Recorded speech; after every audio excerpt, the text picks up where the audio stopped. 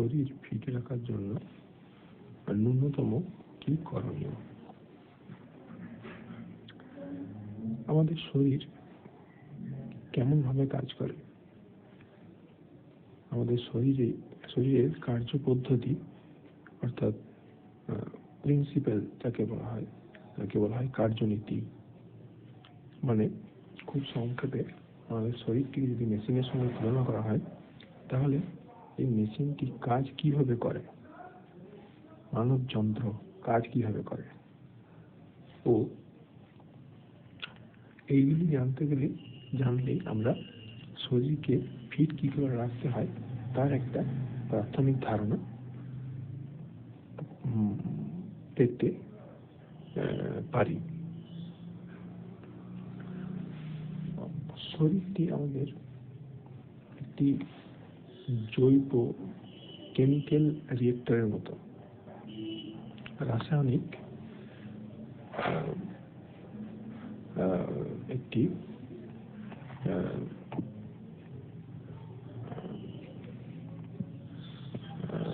যেখানে অসংখ্য কোষ রয়েছে ও অসংখ্য আমাদের অঙ্গ প্রত্যঙ্গ রয়েছে এবং তার মূলত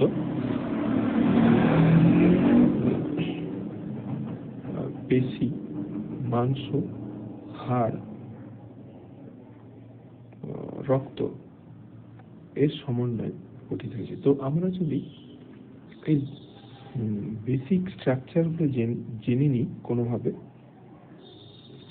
তাহলেই আমরা শরীর সম্পর্কে ওভারঅল একটা কনসেপ্ট ক্রিয়েট করতে পারবো। তো আমরা অনেকেই জানি না, যারা জানি তারা তো খুবই ভালো, কিন্তু অনেকেই আমরা জানি না যে শরীর আমাদের সুস্থ থাকে কি করে, যার কারণে আমাদের বারবার ডাক্তারখানার চক্কর কাটতে হয়। আর আমাদের অজ্ঞতা থেকেই আসে ভয় থেকেই আসে সমস্যা। অজ্ঞতা থেকেই প্রথম কথা সমস্যা আসে এবং সমস্যার ফলে সৃষ্টি হয় ভয় এবং এর ফলে খরচা। যারা অ্যাফোর্ড করতে পারি তারা খরচ করি, আর যারা পারি না তারা আরো বিপদগ্রস্ত, আরো দুর্ঘটনাগ্রস্ত হই। তো আমাদের শরীর সাধারণত 5টি ইন্দ্রিয়, চক্ষু, কর্ণ, নাসিকা, জিহ্বা, ত্বক, এছাড়াও কয়েকটি গুরুত্বপূর্ণ অঙ্গ প্রত্যঙ্গ যেমন হৃৎপিণ্ড, পাকস্থলী, ফুসফুস, বৃহদন্ত্র, ক্ষুদ্রান্ত্র, বায়ুথলি, মূত্রথলি ও জননেন্দ্রিয়। জননেন্দ্রিয়ের মধ্যে রয়েছে শুক্রাশয়, ডিম্বাশয়। এছাড়াও আমাদের যেগুলি রয়েছে মাথার চুল ও কিছু গ্রন্থি যেমন পিটুইটারি গ্রন্থি, যা আমাদের মস্তিষ্কের একেবারে কেন্দ্রভাগে অবস্থান করছে। এছাড়াও থাইরয়েড গ্রন্থি ও সাইনাস। এই সাইনাসগুলি সাধারণত দুটি পেশির মধ্যভাগে, শরীরের অন্তর্ভাগে থাকে এবং এগুলি থেকে আমাদের মিউকাস বা ইওসিনোফিল যাই হোক ক্ষরিত হয়। এছাড়াও আমাদের রক্তের যে নালী রয়েছে তার একটা সাধারণ স্ট্রাকচার রয়েছে, যেমন আমাদের হাড়ের স্ট্রাকচার আছে। আমরা অনেকেই জানি আমাদের 206টি হাড় আছে। তো যেমন 206টি হাড় একটি সুশৃঙ্খলভাবে সুবিন্যস্ত, ঠিক রক্তনালীগুলিও তেমনভাবে বিন্যস্ত। সাধারণত মূল রক্তনালীগুলি এছাড়াও যে ধমনী ও শিরা যে বিস্তৃতি গোটা শরীর জুড়েই ক্ষুদ্রাতি ক্ষুদ্র ভাগে আকারে জালের মতো ছড়িয়ে রয়েছে। মূলত যে মেন প্রধান যে রক্তনালী ও রক্ত সাধারণত শিরা ও ধমনী দুটি ভাগে বিভক্ত, সেগুলি গোটা শরীরে আমাদের দুটি ভাগে, যেখানে শিরাতে দূষিত রক্ত প্রবাহিত হয় ও ধমনীতে বিশুদ্ধ রক্ত প্রবাহিত হয়। দূষিত কাকে বলে, বিশুদ্ধ কাকে বলে? দূষিত হলো যখন রক্ত ফুসফুস থেকে হৃৎপিণ্ড হয়ে গোটা শরীরে একটা চক্র, গোটা শরীরে বা শরীরের একটা ভাগে পুরো যদি হৃৎপিণ্ড থেকে ফুসফুস ও এর মাধ্যমে কিডনির মাধ্যমে হাতের দিকে যায়, তো হাতের দিকে পুরনো চক্র পুরো একবার রাউন্ড পাক খেয়ে তা আবার ফুসফুসের দিকে ফেরত আসে। তো এই চক্রটি রক্তের প্রথম হৃৎপিণ্ড থেকে কিডনি হয়ে যে চক্র, আর এদিকে ফুসফুসের থেকে ফুসফুসের হৃৎপিণ্ডের যেটি ধমনী, ফুসফুসের সেটি শিরা, অর্থাৎ হৃৎপিণ্ডের সঙ্গে ফুসফুস কানেক্টেড, যুক্ত। তো যেটি রক্তটি গোটা শরীরে, আমরা খুব সহজভাবে যদি বলতে চাই, তাহলে বুঝতে চাই, তাহলে যখন রক্তটি আমাদের শরীরে পুরো ট্রাভেল করে, ভ্রমণ করে, তো সেই ভ্রমণ রক্ত যখন চক্রাকারে ঘুরছে একটা পথ দিয়ে, নির্দিষ্ট তার একটা রক্ত একটা অঙ্গ দিয়ে একবারে যাওয়া আসা করে সাধারণত। এরপরেও এছাড়া সেকেন্ড বার রাউন্ডে গিয়ে সেখানে থেকে তার একটা গতি ভিন্ন হতে পারে। রক্ত বারবার ফিল্টার হতে থাকে চক্রাকারে। একই রক্ত ফিল্টার হয়ে শরীরের বিভিন্ন স্থানে যেখানে যেখানে প্রয়োজন, যতটা প্রয়োজন, সেখানে আমাদের হৃৎপিণ্ডের চাপের মাধ্যমে, হৃৎপিণ্ড একটা পাম্পের মতো কাজ করে, সেই পাম্পের মাধ্যমে রক্ত গোটা শরীরে আমাদের ছড়িয়ে পড়ে। এরপরে শরীর ফিট রাখবো কি করে? সাধারণত আমাদের যাদের শরীর আনফিট হয় বা শরীর রোগগ্রস্ত হয়, প্রথমত অজ্ঞানতা ও অজ্ঞতা। তো এটা একটা বড় বিষয়, যেটা পূর্বে ছিল, কিন্তু বর্তমানে ইন্টারনেটের কল্যাণে আমরা অনেকেই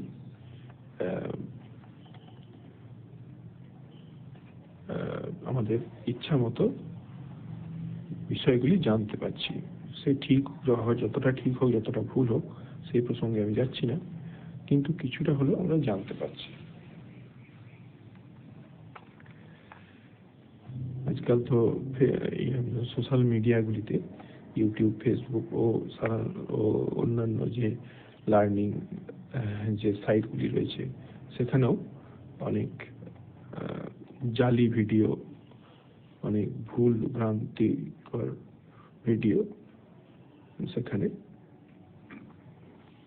আপলোড করা হয়ে থাকে, যেখানে বিভ্রান্তি ছড়াতে পারে, এবং বর্তমানে সেগুলিকে নিয়ে সচেতনতা প্রোগ্রাম চলছে। তো আমাদের শরীরের ন্যূনতম যে চাহিদা, যে আমাদের ন্যূনতম ফিট রাখার জন্য যেটি করণীয়, তা হলো আমাদের এই রক্তনালীগুলিকে পরিষ্কার রাখা। অর্থাৎ ব্লাড যখনই সার্কুলেট হতে পারে না, তখনই শরীরে রোগ সৃষ্টি হয়। মূলত এটি একটি বিষয়। এছাড়া অনেক কিছু বিষয় আছে, আমি যে সাধারণত কয়েকটি বিষয় কভার পড়বো, যতগুলি পারবো, যতগুলি মনে পড়বে, যতগুলি বিষয় আমার মনে পড়বে, ততগুলি বিষয় আমি আলোচনা করব। এছাড়াও রয়েছে বাত, পিত্ত, কফের ধারণা ও আয়ুর্বেদিক শাস্ত্র অনুসারে শরীরে বায়ু, আয়ুর্বেদিক শাস্ত্র অনুসারে বায়ু, পিত্ত ও কফ, এই তিনটি নিয়ে আমাদের শরীরের অবস্থাটি গঠিত। এই তিনটির সামঞ্জস্য যদি আমরা রাখতে জানি ঠিক মতো বা রাখতে শিখি, তাহলে আমাদের শরীরকে সুস্থ রাখতে আমরা অনেকাংশে, পুরোপুরি না হলেও, আমরা তো আর অমরত্ব লাভ করতে পারি না, আমাদের আয়ু একটা সীমিত, কিন্তু যতদিন আমরা বাঁচবো সুস্থ সবলভাবে নিজের ক্ষমতায় কারোর সাহায্য ছাড়া বাঁচতে পারবো। অপরের সাহায্য বা অপরের উপর নির্ভরশীল না হয়ে বা খুব কম নির্ভরশীল হয়ে, আমরা নির্ভরশীলতার উপর ভরসা না করেই আমরা বাঁচতে পারবো। তো বর্তমানে যেগুলি দেখা যাচ্ছে যে যখনই কোনো প্রবলেমের সমস্যা সলিউশন, এক একটি বিজনেস। তো একটা প্রবলেমের যদি সলিউশন থাকে, তো সেই সলিউশন নিয়ে যদি ব্যবসা করা হয়, তো সেখানে স্বাভাবিকভাবেই সেই সলিউশনটি পেতে মানুষের বা আমাদের মতো সাধারণ মানুষের অনেক বাধার সম্মুখীন হতে হয়। সাধারণত আমরা এই সলিউশনটি জানতেই পারি না। যদি সেক্ষেত্রে তখন বর্তমানে যে সমস্যাগুলি হচ্ছে, যে একটা প্রোপাগান্ডা, একটা গুজব ছড়ানো হয়, মানুষকে বিভ্রান্ত করা হয়, যাতে মানুষ একটা ভীতি সৃষ্টি করা হয়, যাতে সে পয়সা খরচ করতে বাধ্য হয়। এর ফলে আমরা কি ডাক্তারের কাছে গেলেই অনেক সময় ডাক্তার, এবং সব ডাক্তার সমান না, আমি ডাক্তারের অবশ্যই প্রশংসা করি, অনেক ভালো ডাক্তার আছেন এবং অসাধু ডাক্তার অনেকও আছে। ডাক্তার মানেই মানুষ, মানুষ মানেই সাধু অসাধু দুই প্রকারই হতে পারে। যতই অবশ্যই তারা শিক্ষিত ব্যক্তি, তাদের চিন্তা ভাবনা সাধারণ মানুষের থেকে অনেকটাই এগিয়ে, অনেকটাই অ্যাডভান্স। তবুও কিছু হাতুড়ে ডাক্তার আছে, যারা হাতুড়ে ডাক্তার মানে যাদের ডিগ্রি নেই অথবা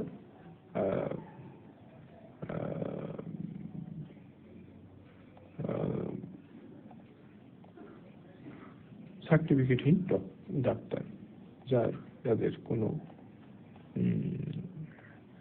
ডাক্তারি শিক্ষা নেই, অথচ তারা ডাক্তারি করছে। অথবা বর্তমানে তো ডাক্তারি তো একটা ব্যবসার আকারে হয়ে গেছে, এখানে যত পারা যায় টাকা লুটে নেওয়া যায়, একটা কনসেপ্ট বর্তমানে চালু হয়েছে, যেটা অতীতে ছিল না, বা থাকলেও এত ব্যাপক হারে ছিল না। তো যেগুলি দেখা যাচ্ছে বর্তমানে, যে কিছু সমস্যার খুব সহজ সমাধান রয়েছে, যেগুলি আপনি যখনই তাদের কোনো বিশেষজ্ঞদের কাছে জিজ্ঞাসা করবেন, তারা করতে মানা করবেন। আপনি স্বাভাবিকভাবে ভয় পেয়ে যাবেন, যেটা আমি ফেস করছি, যেটা আমার অভিজ্ঞতা। তো আপনি এদের কথা না শুনে যদি নিজেই একটা এক্সপেরিমেন্টাল মানে পরীক্ষামূলকভাবে প্রয়োগ করেন নিজের কোনো, এই সব কিছু বলছি না, অবশ্যই এগুলির মধ্যে অবশ্যই ভুলভ্রান্তি রয়েছে, যেগুলি করা উচিত, এবং সঠিক স্বীকৃত অথেন্টিক সোর্স থেকে, কোনো স্বীকৃত কোনো উৎস থেকে পাওয়া জ্ঞানগুলি আমাদের প্রয়োগ করা উচিত। তো যে সোর্সগুলি যেগুলি রয়েছে, সেগুলি অনেক কিছুই রয়েছে, যেমন আমাদের দাঁতের সমস্যা, আমাদের কানের সমস্যা, চোখের সমস্যা, এইগুলি যে সাধারণ সমস্যাগুলি আমাদের ব্যাপক হারে দেখা দেয়। তো সাধারণ সমস্যাগুলি ব্যাপক হারে যদি দেখা দেয়, তাহলে সেখানে পেশেন্ট বেশি আসবে, তো পেশেন্ট বেশি এলেই সেখানে টার্ন ওভার বেশি হবে। তো সেক্ষেত্রে একটা যারা ডাক্তারের ডাক্তারি পেশার বাইরে যারা আছে তারা অবশ্যই চাইবে এই ডাক্তারদের হাতিয়ার করে যত সম্ভব মানুষের কাছ থেকে টাকা আদায় করা যায়। আমি কোনো প্রতিষ্ঠানের বিরুদ্ধে আমি বলতে চাইছি না, আমি বর্তমান অবস্থাটা আমি আমার কেবল নিজের অভিজ্ঞতাটার কথা শেয়ার করছি। অবশ্যই তারা অনেক ভালো কাজ করে থাকে, প্রতিষ্ঠানগুলি বড় বড় সমস্যার সমাধান করে থাকে এবং মানুষের যথেষ্ট কল্যাণকর কাজে তারা যুক্ত, মানুষের জীবন বাঁচিয়ে থাকে। তো সব ব্যবসাদার যেমন চাই তার পণ্যের মূল্য সর্বাধিক করবার, সর্বোচ্চ মূল্য পাওয়ার সে আশা যেমন করে সব ব্যবসাদার, ঠিক তেমনভাবে প্রত্যেকটি কর্মজীবী বা চাকরিজীবী বা ব্যবসায়ী অবশ্যই চাইবে তার কর্মের মাধ্যমে আমি সর্বোচ্চ আয় করব।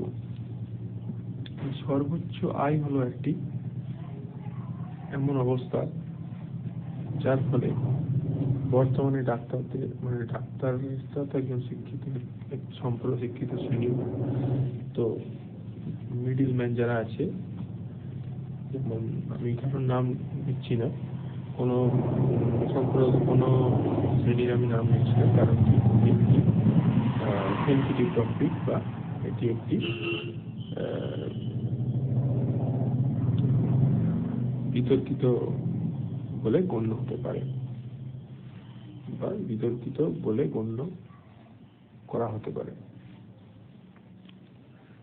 বা মতবিরোধ থাকতে পারে। সেই কারণে আমি বলছি না। সাধারণত মেডিকেল রিপ্রেজেন্টেটিভ যারা আছে, আমরা খবরের মাধ্যমে যেটা জানতে পারছি যে বিভিন্ন সংবাদপত্রগুলি যেগুলি রয়েছে, আমাদের বঙ্গীয়, জাতীয় ও আন্তর্জাতিক যেসব সংবাদপত্রগুলি, সেখানে দেখা যাচ্ছে যে এই মিডিল ম্যানরাই হচ্ছে, সেখানে এদেরকে মেডিকেল মাফিয়া বলা হয়েছে।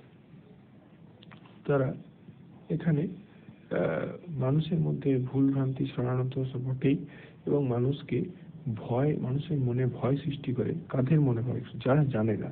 যারা জানে তো তারা তো ভয় কি করে পাবে। এবং আমরা অনেকেই আছি যারা অজ্ঞ, যারা ভয় পায়। আমরা নিজেদের অঙ্গ প্রত্যঙ্গের ব্যাপারে যখনই কোনো সমস্যায় পড়ি আমরা খুব ভয় পেয়ে যাই। তখন এই ভয় নিয়ে হয় ব্যবসা। অবশ্যই সমাধান হয়। তো আমাদের শরীর ফিট রাখতে গেলে যেগুলি কর্তব্য, সেগুলি তো আমরা জানি যে দৈনিক এক্সারসাইজ, কিন্তু এক্সারসাইজের মধ্যে আমাদের কিছু মিসিং হয়ে যায়, কিছু মিস্টেক হয়ে যায়। যেমন আমরা প্রথমত কার্ডিও এক্সারসাইজ করি না, মানে এক্সারসাইজ তো করছি, আমার ব্যথা হচ্ছে তবুও আমি এক্সারসাইজ করছি, এটা কখনোই উচিত নয়। ড্যান্স হলো খুব ভালো একটা এক্সারসাইজ, সকলের উচিত। নাচ হলো একটা সবচেয়ে সুন্দর, সবচেয়ে সহজ শরীরকে সুস্থ রাখার একটা এক্সারসাইজ। এই নাচের মাধ্যমে আমরা শরীরের সব অঙ্গ প্রত্যঙ্গের একটা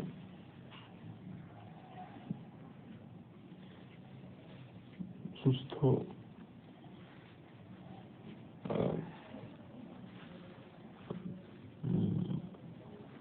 সমস্যাহীন একটা অবস্থা তৈরি করতে পারি।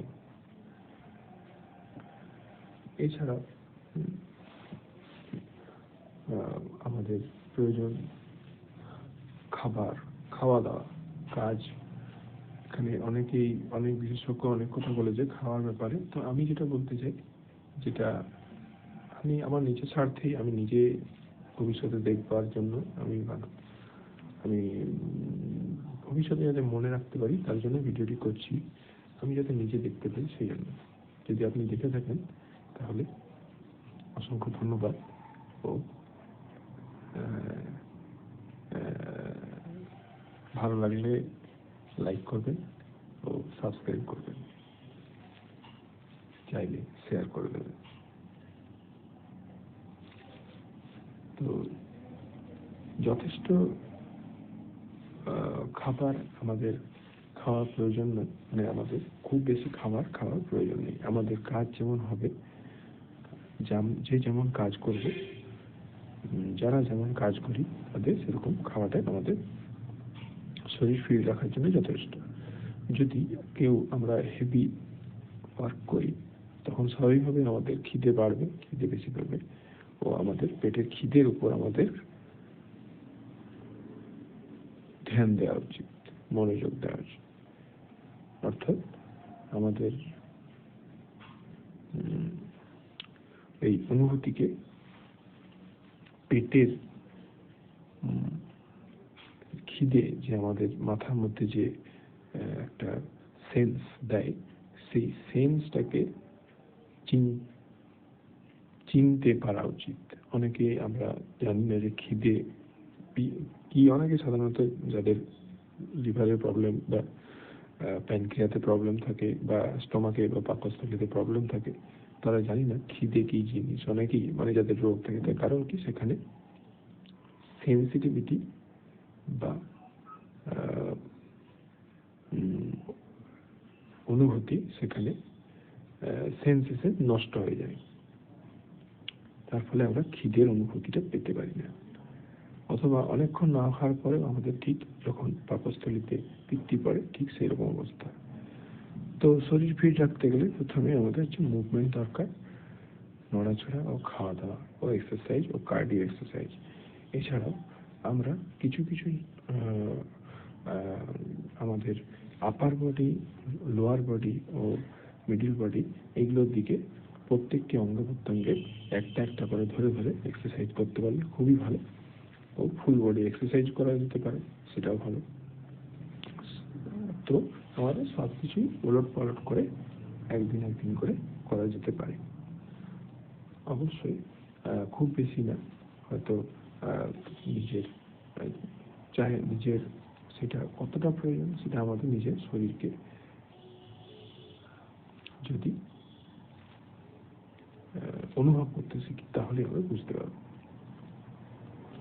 এছাড়াও আমাদের খাওয়া দাওয়ার জন্য, শরীর ফিট রাখার জন্য কোনো বিশেষ কিছু খাওয়া দাওয়ার প্রয়োজন নেই। আমাদের মাছ, মাংস, ডিম এগুলো কি হেভি ওয়ার্কের জন্য, মানে ভারী কাজ যারা করি তাদের জন্য এটা খুব সুন্দর একটা ডায়েট। আর ডেলি প্রোটিন শরীরে যথেষ্ট শক্তি দেয়। আবার যারা লাইট ওয়ার্ক করি বা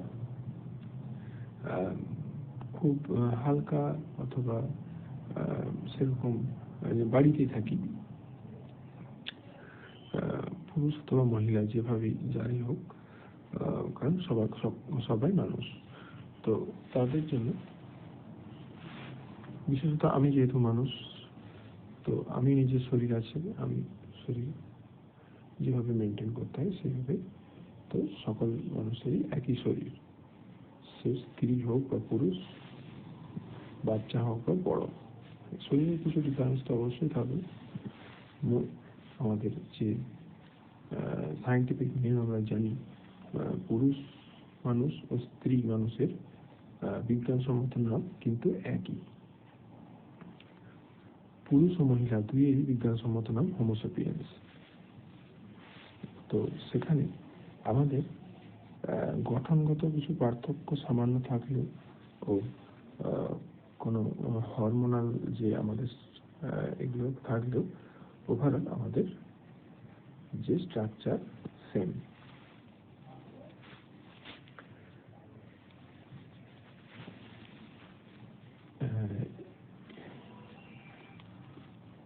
তো এইগুলি খাবার প্রোটিন তো যথেষ্ট আমাদের প্রয়োজন, যারা বিশেষ করে ভারী কাজ করব এবং যারা হালকা কাজ করব তাদের জন্য যখন হালকা কাজ করব বা যারা হালকা কাজ করি তখন আমরা প্রোটিন না খেয়েও থাকতে পারি। এবং সবজি হলো, আমরা বৈষ্ণব ধর্মের মতো জানি যে নিরামিষ খাওয়ার যে কি খাওয়ার উপকারিতা যে কত ভালো, তা আমরা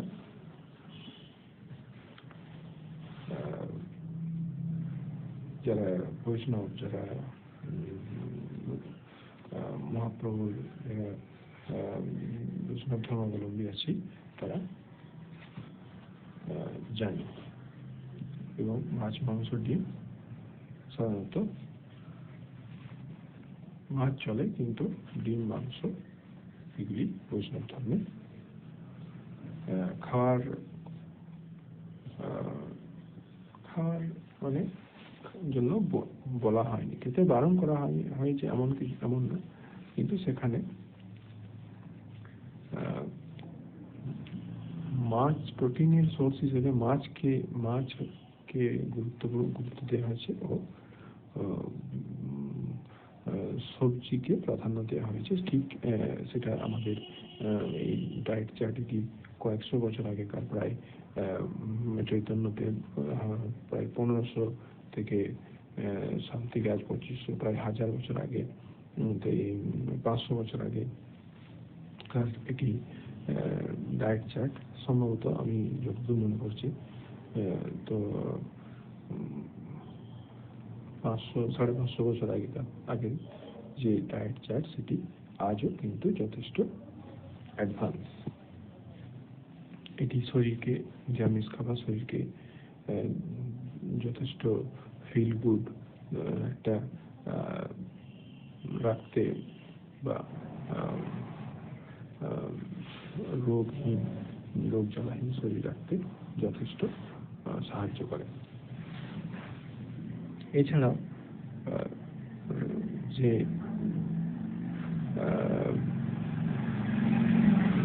ডায়েটগুলির মধ্যে সাধারণত ছোলা জাতীয় যে খাবারগুলি রয়েছে, সেই খাবার, ছোলা, বেসন ও শস্য জাতীয় যে খাবারগুলি, সেইগুলির মধ্যে প্রোটিন খুব বেশি মাত্রায় থাকে। এই খাবারগুলিতে আমরা যথেষ্ট শক্তি যেমন পেতে পারি, প্রোটিনও খুব ভালো মাত্রায় থাকায় প্রোটিন আমাদের দেহের মাংস গঠনে বা মাংস পেশি গঠনে ও হাড়ের গঠনে এগুলি খুব গুরুত্বপূর্ণ ভূমিকা নেয়। যেমন ছোলা, ছাতু, বেসনের প্রোডাক্ট। সাধারণত বেসনের থেকে ছাতুটা অনেক বেটার, কারণ বেসনের মধ্যে অনেক রকমের শস্যের এখানে মিশ্রণ থাকে, যেগুলি যে কোম্পানি বানায় সেই কোম্পানির উপর অনেকটা নির্ভর করছে। কিন্তু তার থেকে যেটা সবচেয়ে সুন্দর হলো ছোলার ছাতু, ছোলার যে বেসন, ছোলার যে ছোলা ভিজে, ছোলা ভাজা ইত্যাদি ছোলা রিলেটেড যে খাবারগুলি, ও চাল, গম, এইসব শস্যগুলি আমাদের শরীরে যথেষ্ট পরিমাণে পুষ্টি, আমাদের যেগুলি প্রয়োজন সেগুলি সাপ্লাই করতে পারে। এর জন্য কোনো প্রোটিন সেই খাবার আমাদের প্রয়োজন নেই, কিন্তু যারা খেতে চায় খেতে পারে, যারা খাচ্ছে তারা খাক, আমার প্রয়োজন নেই।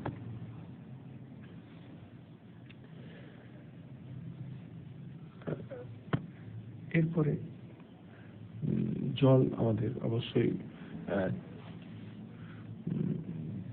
কমসে কম 2 থেকে বা 3 থেকে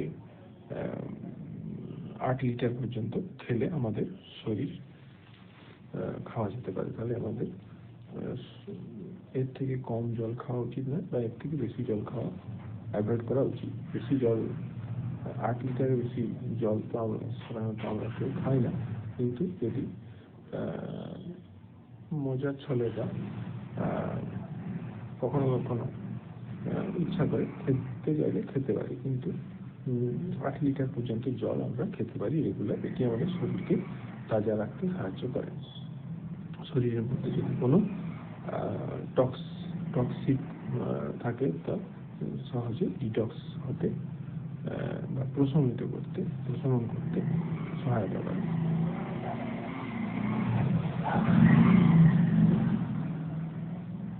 এই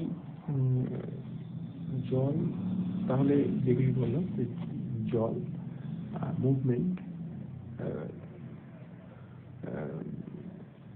আমাদের দানা শস্য জাতীয় খাবার খাওয়া, কাজ বেশি করলে সেখানে প্রোটিন খাওয়া, শরীর হাড় মাংস গঠন করার জন্য,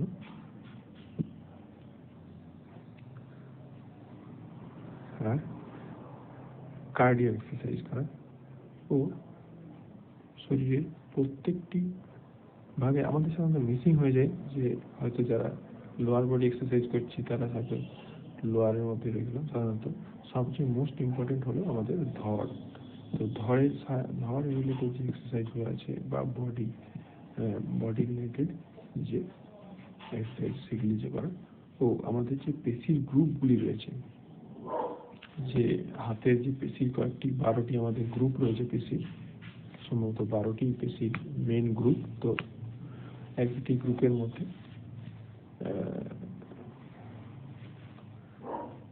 এক এক রকমের পেশি রয়েছে, বাইসেপস, ট্রাইসেপস, ট্রাপিজিয়াস, নেক মাসেল, এইসব থাই মাসেল, অ্যাবস, ট্র্যাপস, ল্যাপস, এইসব নামের 12টি যে গ্রুপ রয়েছে মাসেলের, সেগুলি চেস্ট ইত্যাদি, এইগুলি আমাদের জেনে রাখলে আমাদের পেশির যে কোথাও যদি মিসিং হয়ে যায়, কোনো পেশির যদি অ্যাক্টিভিটি আমরা মিস করি, তাহলে আমরা সহজে সেটা ফিল করতে পারবো এবং কোন গ্রুপ থেকে সেই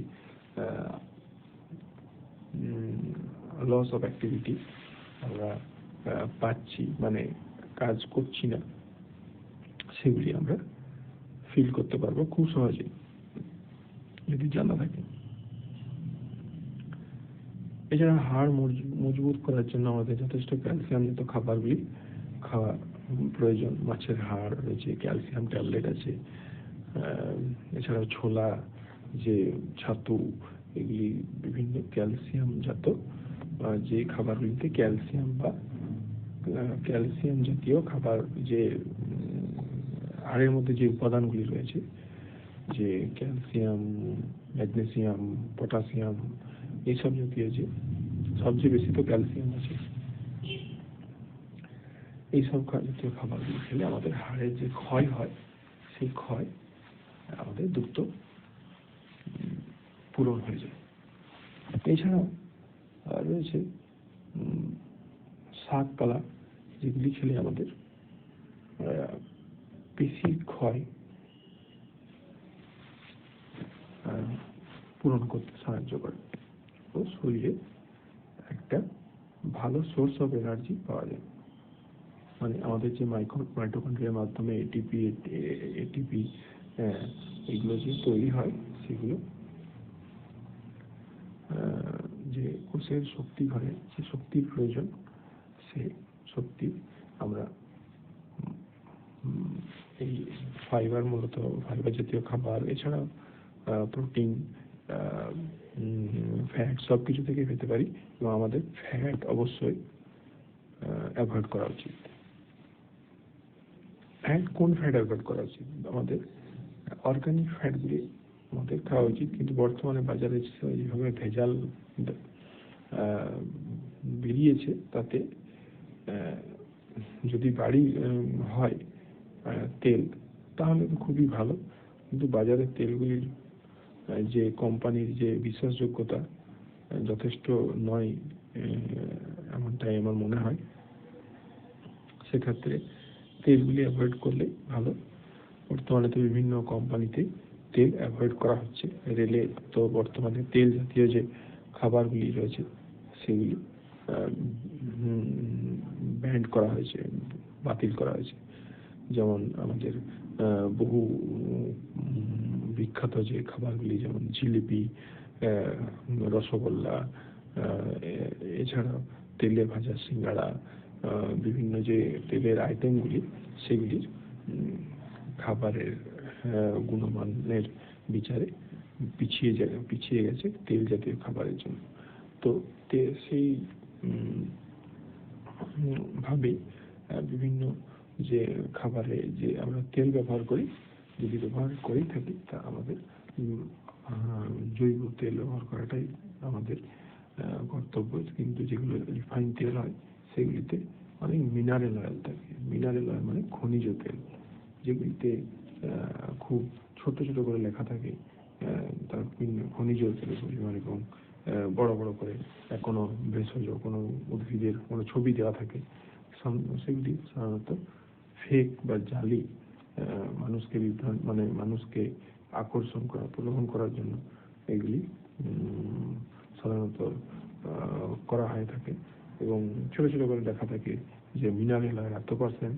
আপনি যেখানে লেখা থাকে সেগুলি দেখলে আপনি খুব সহজেই বুঝতে পারবেন যে সেখানে কতটি মিনারেল অয়েল আছে ও কতটি অর্গানিক অয়েল আছে, যেখানে ওদের কোম্পানিতে প্যাকেটে। এছাড়াও যেটা লেখা দেখাচ্ছে তা কতটা সত্যি মিথ্যে তা তো অবশ্যই একটা প্রশ্নের বিষয়, কিন্তু সেটার বিষয় না গেলেও যেটা প্যাকেটে লেখা আছে সেটা আপনি মানলে যথেষ্ট আপনি কনসেপ্ট পাবেন, একটা ধারণা পাবেন। তো চেষ্টা করবে যে এই ভেষজ তেলগুলি ব্যবহার করা। ভেষজ মানে সাধারণত আয়ুর্বেদিক, যেমন সর্ষের তেল বা নারকোল তেল, বা সাধারণত আমাদের বাঙালিদের সবচেয়ে পপুলার এই দুটি তেলই আছে। এছাড়াও যারা আরও বেশি দাম দিতে চাইলে আরও বিভিন্ন রকমের তেল পাওয়া যায় মার্কেটে। তিলের তেল, বাদামের তেল, চালের তেল, এছাড়া বিভিন্ন সবজি থেকে, বিভিন্ন নানা শস্য থেকে পাওয়া এসব তেল পাওয়া মার্কেটে যায়। তো সেগুলি ব্যবহার করতে পারে। এছাড়া যে সাধারণত এই তেলগুলি না খেতে চাইলে সাধারণত সরষের তেল যেগুলির কাছে কম দামে পাওয়া যায়,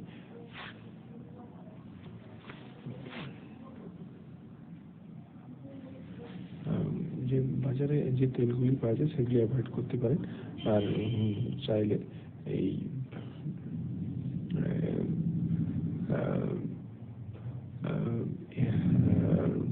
তেলবিহীন খাবার খাওয়া শরীরের পক্ষে যথেষ্ট উপকারী, এটা আপনি খেলেই বুঝতে পারবেন।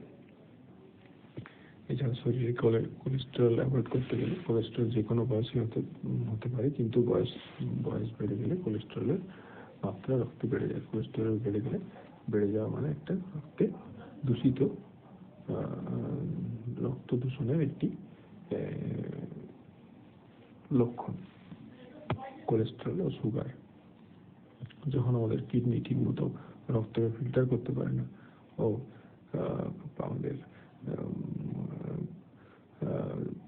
আমাদের শরীরে রক্ত নালীগুলি সাধারণত এই রক্তনালীগুলিতে ধীরে ধীরে যখন জমতে থাকে এই কোলেস্টেরলের পার্টিকেল বা সুগারের এইসব পার্টিকেল, সেগুলি জমতে জমতে একটা বড় আকার ধারণ করে, মানে কোলেস্টেরলকে অ্যাট্রাক্ট করে ও একটা ক্রিস্টাল ফর্ম করে কোলেস্টেরল, যার ফলে এটা ফ্যাটের আকারে ধারণ করে। তো কোলেস্টেরল, ফ্যাট, এই দুটি হলো একটি সমগোত্রীয় উপাদান, এটি আমাদের ভিতরে অবাঞ্ছিত আকারে জন্ম নেয়।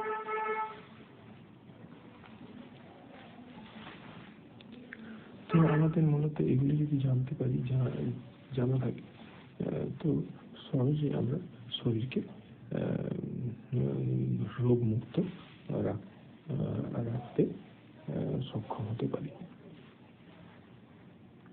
ভিডিওটির মাধ্যমে আমি আমার যতটুকু জ্ঞান আমি পেয়েছি, যতটুকু নিতে পেরেছি, সেগুলি আমি বললাম, এবং আমার ভবিষ্যতে যাতে সেইগুলি দেখতে পারি, নিজেকে রিমাইন্ড করতে পারি আমার নিজের স্বার্থে, সেগুলি সেই জন্য আমি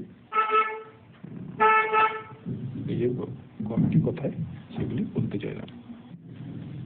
নিয়মিত এক্সারসাইজ, 3 থেকে 8 লিটার জল, ও না পারলে 3 থেকে 4 লিটার জল,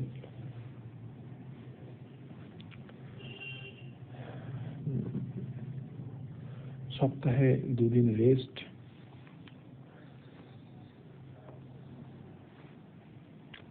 কার্ডিও এক্সারসাইজ ও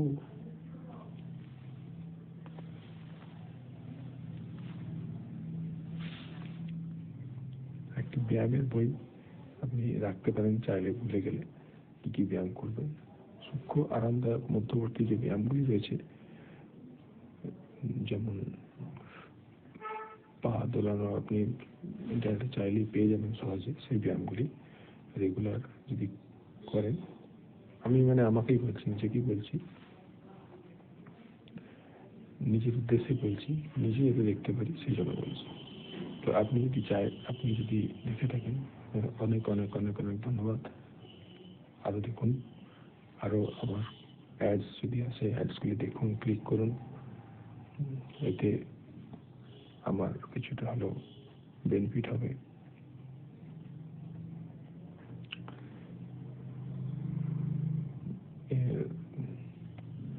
খাবার যথেষ্ট খান, কোনো যে প্রোটিন খেতে হবে, প্রোটিন কোনো শেক খেতে হবে এমন কোনো নেই। রেগুলার যে খাবারগুলি খাচ্ছেন সেগুলি খান, যেগুলি খাচ্ছ সেগুলি খাও। আর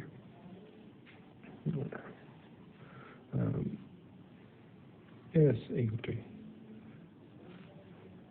নাচো মাঝে মধ্যে, বা ডেলি গান চালিয়ে হেডফোন নিয়ে নাচতে থাকো, যেমন ইচ্ছা। ঠাকুরের নাচ, ডিভোশনাল ড্যান্স, পাব ড্যান্স, ব্রেক ড্যান্স, ভারতনাট্যম, যত রকম নাচ আছে নাচো, যত নাচবে শরীর তত ফিট।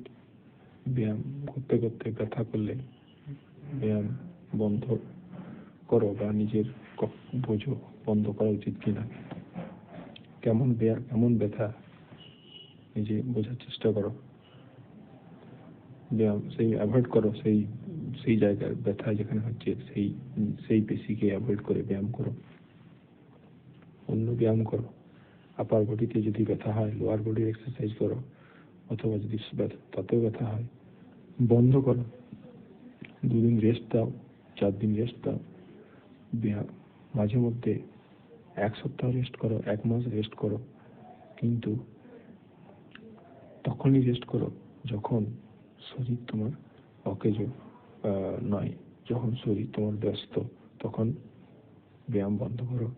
চাইলে চালু রাখো, কিন্তু রেগুলার মর্নিং ওয়াক করো।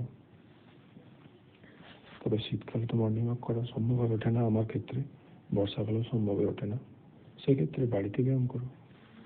আমি নিজেকে বলছি কথাগুলো। আর ব্যায়ামের বই পড়ো মাঝে মধ্যে, পারলে ইন্টারনেটে দেখো। ভুলে তো যাবেই, স্বাভাবিক, ভোলা তো সব মানুষেরই রোগ, কিন্তু প্র্যাকটিস করতে থাকো। প্র্যাকটিসে ভুল হতেই পারে, কিন্তু এক্সারসাইজে ভুল হতেই পারে, কিন্তু এক্সারসাইজ চালিয়ে যাও, নিজের কাজ চালিয়ে যাও। যত প্র্যাকটিস করবে তত পারফেক্ট হবে। Practice make perfection. শিখতে থাকো ব্যায়াম, নতুন নতুন অ্যাপ্লাই করো, নিজের উপর এক্সপেরিমেন্ট করো, ব্যায়াম নিয়ে যত এক্সপেরিমেন্ট করবে ততই নতুন একটা রেজাল্ট পাবে। এটা আমার কথা নয়, একটাও যেগুলো বলছি সব বিশেষজ্ঞদের কথা।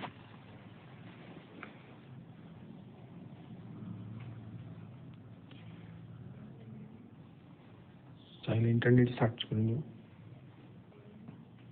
সন্দেহ থাকলে।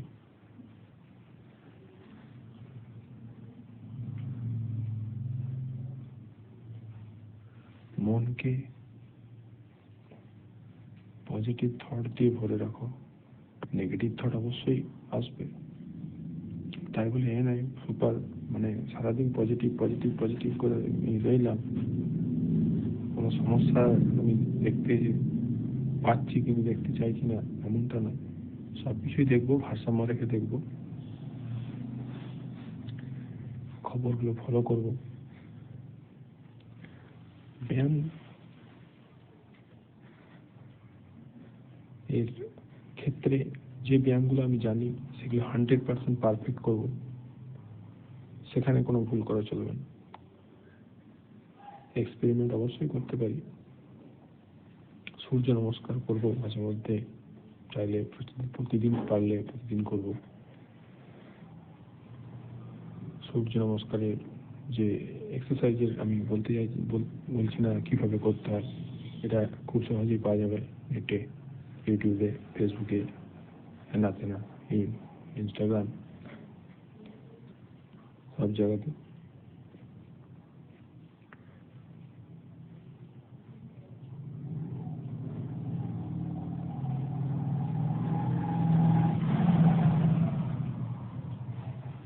সর্বাঙ্গাসন করো, বেস্ট আসন, নামই সর্বাঙ্গাসন।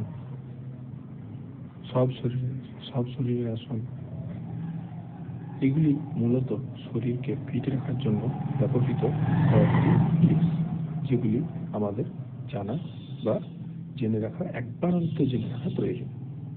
তো যেগুলি বললাম সেগুলি সবগুলি খুব সাধারণ কয়েকটি কথা, যেগুলি মেনে চলা কিন্তু মোটেও সাধারণ নয়। খুব সহজ কয়েকটি কথা কিন্তু সেগুলি কথাগুলি বিশ্বাস করা সহজ, শোনা সহজ, কিন্তু বাস্তবে পরিণত করা এতটা সহজ নয়, সেগুলি ফেস করা এতটা সহজ নয়, কিন্তু যথেষ্টই কঠিন, সময় সাপেক্ষ। মুখ দিয়ে তো বলে দেওয়া যায় খুব সহজেই পর করে, কিন্তু সেইটা যে বাস্তবে কতটা তার কষ্ট ভোগ করতে হয়, কতটা তাতে অসুবিধা হয়, প্রবলেম ফেস করতে হয়, যে করে সেই জানে।